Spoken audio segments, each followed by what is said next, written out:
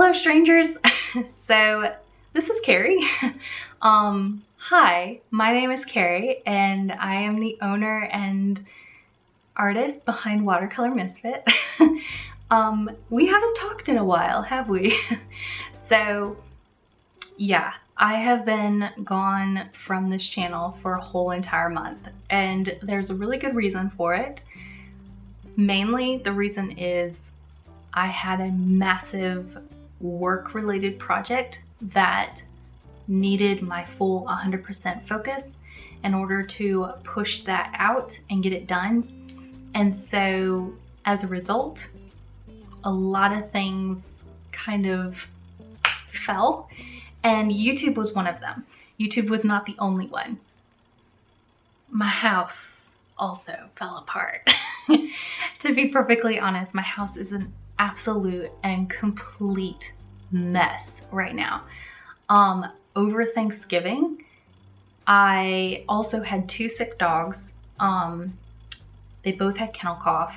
This one is doing actually a lot better than Teddy. Teddy, I have a feeling I'm gonna have to bring back to the vet. And also my husband is sick right now. So there's been that as well. And for those of you who know, life doesn't always go according to plan.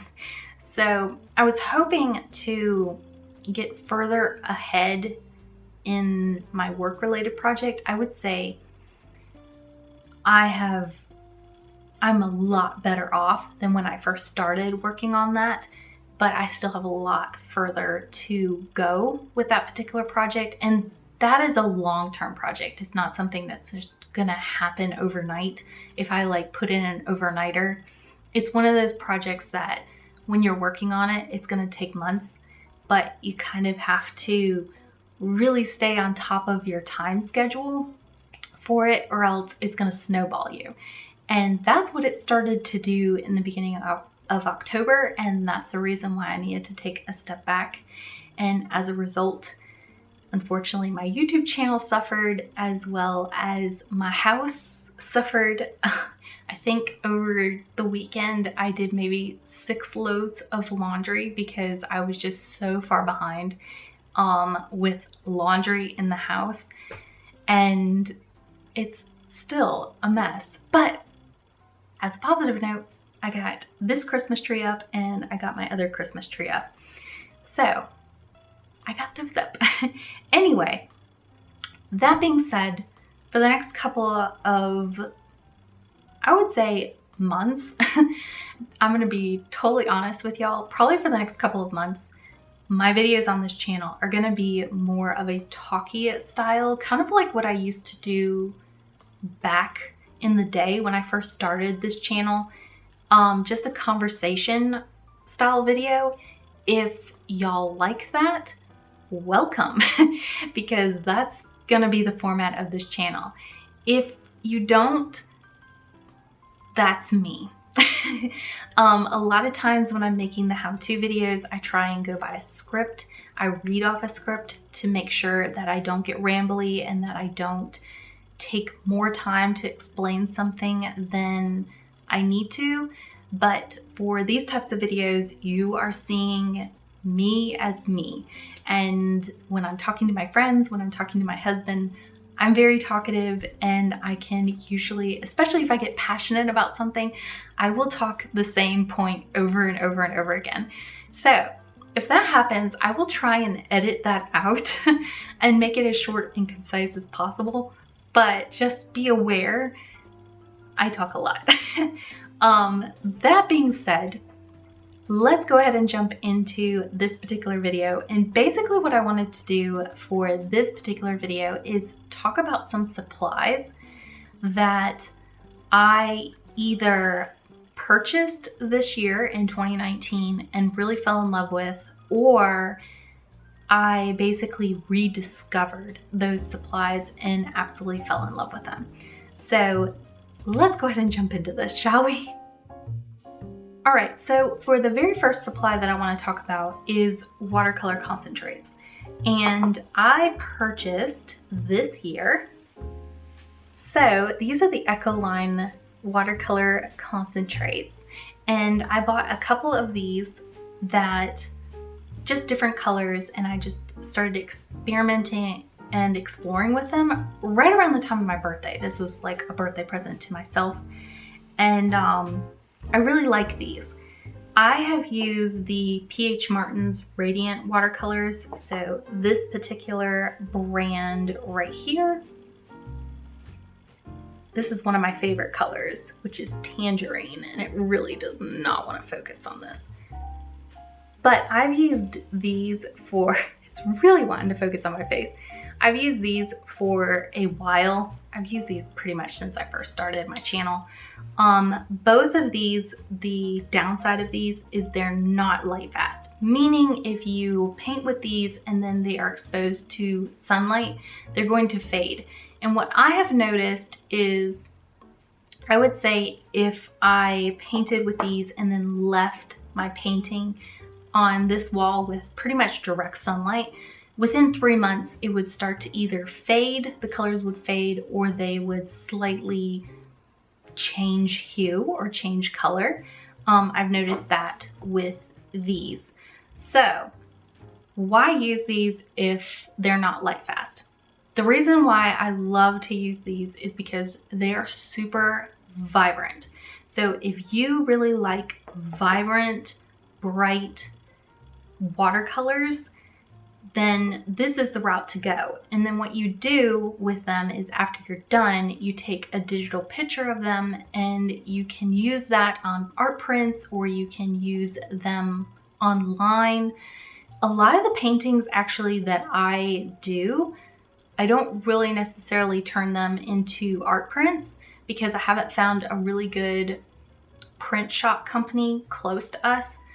But a lot of my things I turn into digital artworks that people can use on like websites or on other things. I mainly use them for myself on social media as well as websites and backgrounds and that type of stuff. And since it's digital, it's going to stay the colors that it is forever. So the next thing, and I think there might be a plane going over, but the next thing that you probably want to know between these two is what's the difference between the Echo line and the P.H. Martin. I'm going to tell you right off the bat, I am not an expert. I don't know what the major difference is between these two other than the brands, but I'm going to tell you what I know based on how I've been using them. So I would say based on the colors that I have from the Radiant line, these particular colors, I feel like more than the Echo line are more staining. And that means that once I place them on my paper, they're not going to budge. And if I need to lift that color because I've made it too dark, it's going to be near impossible. So I would say these are more staining. And a lot of people are like, oh, that sounds like necessarily a bad thing. Maybe I should go over to this because they're not as staining. Actually, staining watercolors can be really, really nice if you need to glaze over top of them. So think about it, if you have a color that's super staining, once you lay that color down and you place something on top, that color is not going to budge. So you're able to get these really cool like layering techniques that have a stained glass appearance, which is something that I love to do. So it's basically, I've done it a little bit recently playing around with it because I started realizing that I could do that with these particular paints. But if you lay one color down, let it dry completely, and that's a staining color, then you can apply another color on top and kind of layer in this funky pattern.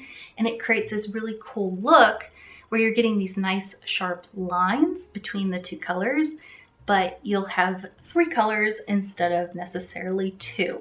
So you'll have the basic color that you first laid down, you'll have the new color that is created by glazing 2 colors on top, plus the color that you put on top that's just on white paper. So staining colors are really nice, and that doesn't just apply to watercolor concentrates. There are colors, I can't remember off the top of my head, But there are two paints, this is not one of them. There are two paints though that are staining that can do the same exact thing. So that's kind of one difference that I've noticed between these two. The thing that I have noticed about the Echo line that I really like is I feel like the Echo line does really nice blending. So when you're putting together two kind of washes and they do that funky blending thing, almost like an ink look, I feel like the Echo line actually does a better job of that. I've noticed between the two of these create more of those fluid looks compared to these. So which one do I recommend more? Depends on what you're looking for. I use both. I like them both. But if you want something that is more that fluid look, you probably want to go more for the Echo line based on what I'm seeing. But at least with the colors that I have, I don't have all of them, but I've always really liked the Radiant line of the PH Martin. So the next supply that I'm going to talk about is drawing supplies. And one of the questions that y'all have asked me a lot is, how do I get my pencil lines super light and super sharp? And that is going to be, and I've said this before, these pencils I've used, I would say now for maybe 3 or 4 years. But this is the General's Kimberly line, but I use specifically the size 6 and 6H and 9H. So you can probably see it better this way. I think that's right. No, it's this way. Okay, so that is the 6H, and then there's 9H. I use both of those. The 6H is a lot softer compared to the 9H. The 9H lead is the hardest lead that you can purchase in this type of pencil. And I absolutely love these. They are fantastic. However, as you're using them, they dull. So you need a pencil sharpener. And for years, I have struggled to find a pencil sharpener that is manual, because for me personally, I really like manual pencil sharpeners over, let's say, the electric ones. I just like the control that a manual has. So I picked up this over the summer based on a recommendation from a watercolor forum, actually. And let's see. This is the Prismacolor Scholar. It's also a preferred choice on Amazon. And I really like this particular pencil sharpener. This is the one that I feel like gets my pencils the sharpest, but also gives me still a lot of control compared to me actually taking an X-Acto knife and sharpening my own pencils. So I really like, this is the new item that I got this year. I really like this particular item, as well as this is a new item that I picked up, which I also found on a, I think it was a watercolor forum, or maybe it was just recommended on Amazon. But I just typed in best eraser for artist, and they had a ranking on this particular one, and this one was in the top 4. So I purchased this one because it was actually one of the cheaper ones, and I really like it. This is the black Tombow eraser, and what's nice about this is it doesn't rough up your paper, but it removes the lines really nicely. So that is another eraser that I have added to my collection. I used to use a couple of other ones that were actually recommended to me during art school, and no, this is so much better. So anyway, that is another supply that I picked up this year.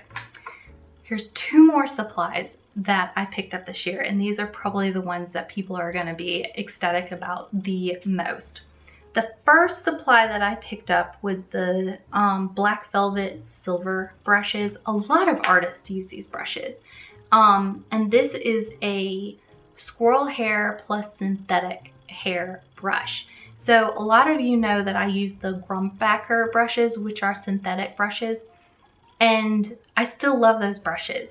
There are certain times when I like a synthetic brush because it absorbs less water, so it actually gives me more control while I'm painting, and it also has, I feel like, a sleeker line sometimes, especially with the smaller brushes, because I have more control.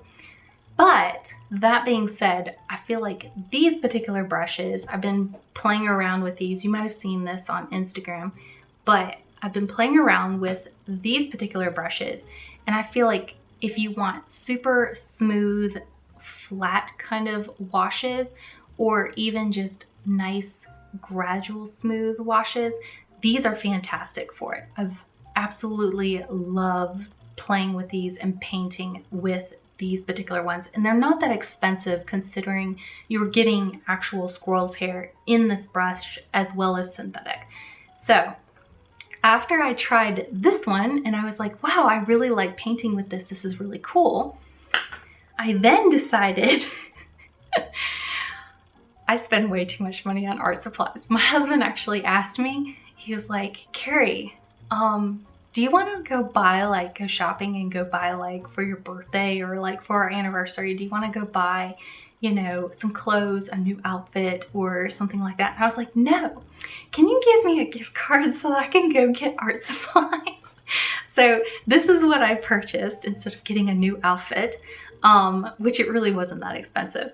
But I got an actual real squirrel's hair natural watercolor brush, and this is the Da Vinci one, and I believe they call it a mop brush on Dick Blick online, but this is the one that I picked up and I really, really like it. In fact, I like it so much I bought a second one that was in a larger size.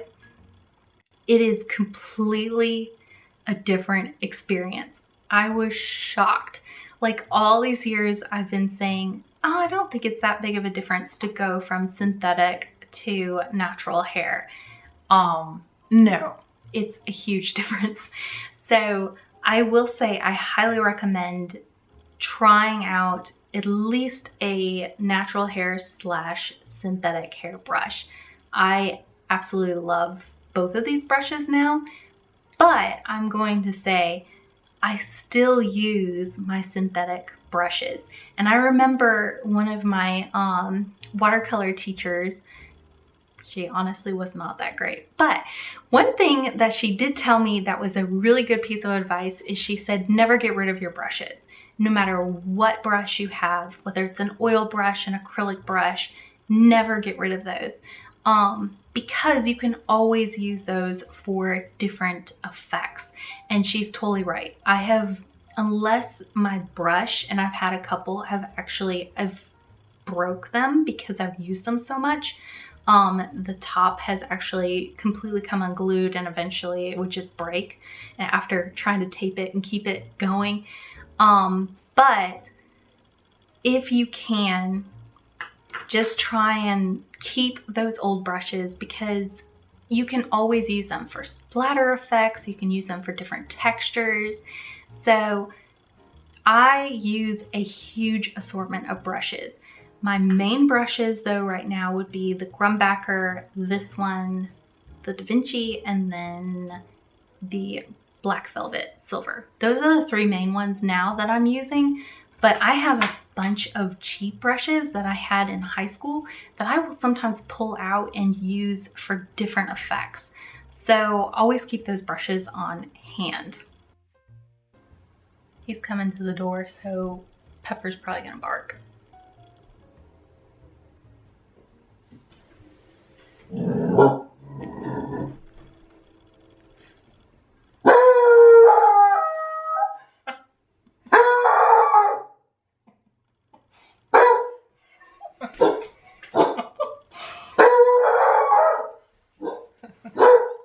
Pepper.